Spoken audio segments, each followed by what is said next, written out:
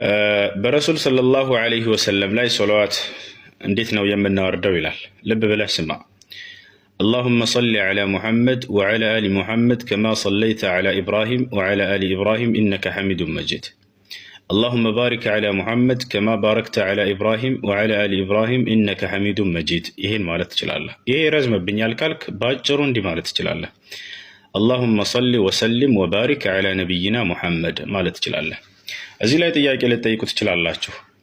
በነብዩ መሐመድ ላይ ሶላዋት ማውረድ ማለት ምን ማለት ነው ልትሉ ትችላላችሁ። ጥሩ ጥያቄ።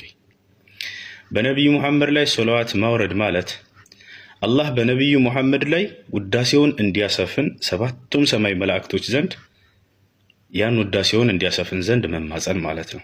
አምላካችን አላህ ሆይ ከሰባቱም ሰማይ መላእክቶች ዘንድ ነብዩ መሐመድን አወድሳቸው፣ ውዳሴህን አስፍን እያለን እንደመማጸን ያክል ነው። ግልጽ ነው አይደለም? አምላካችን አላህ ቁርአን ላይ ሱረቱል አሕዛብ ላይ ይሄን አስመልክቶ ስለ ሶላዋት አስመልክቶ ምን ብሏል?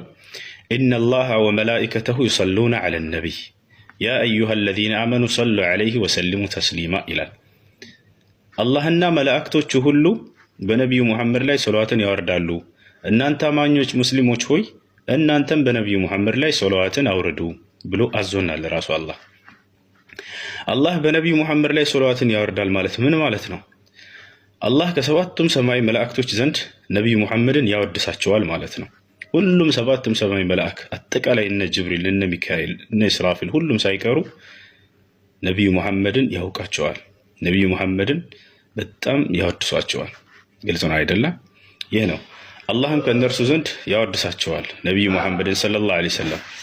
እንዲሁም መላእክቶቹ በነቢዩ ሙሐመድ ሰለላሁ ዐለይሂ ወሰለም ላይ ሶላዋትን ያወርዳሉ ማለት አላህ በነቢዩ ሙሐመድ ላይ ውዳሴውን እንዲያወርድ ዘንድ ይማጸኑታል ማለት ነው። አላህ ሆይ የነቢዩ ሙሐመድን ውዳሴ አስፍን ሁሌ እያሉ ይማጸናሉ እነርሱ ሰባቱም ሰማይ መላእክቶች።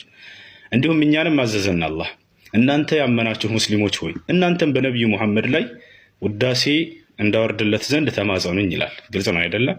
ነቢዩ ሙሐመድ ላይ ውዳሴህን አስፍን አምላካችን ሆይ እያልን እንማጸለዋለን ሁሌ ማለት ነው። አላሁመ ሰሊ ወሰሊም ዐላ ነቢና ሙሐመድ አምላካችን አላህ ሆይ በነቢዩ ሙሐመድ ላይ ውዳሴህን አስፍን፣ ሰላምህንም አስፍንለት እያልን መማጸን ማለት ነው። በነቢዩ ሙሐመድ ላይ አንድን ሶላት ያወረድን ማለት አላህ በእኛ ላይ 10 ሶላዋትን ያወርድልናል። ነቢያችን ሰለላሁ ዐለይሂ ወሰለም ምን አሉ? ፈኢነሁ መን ሰላ ዐለይሂ ሰላተን ዋሂዳ ሰለላሁ ዐለይሂ ቢሃ 10 አሉ።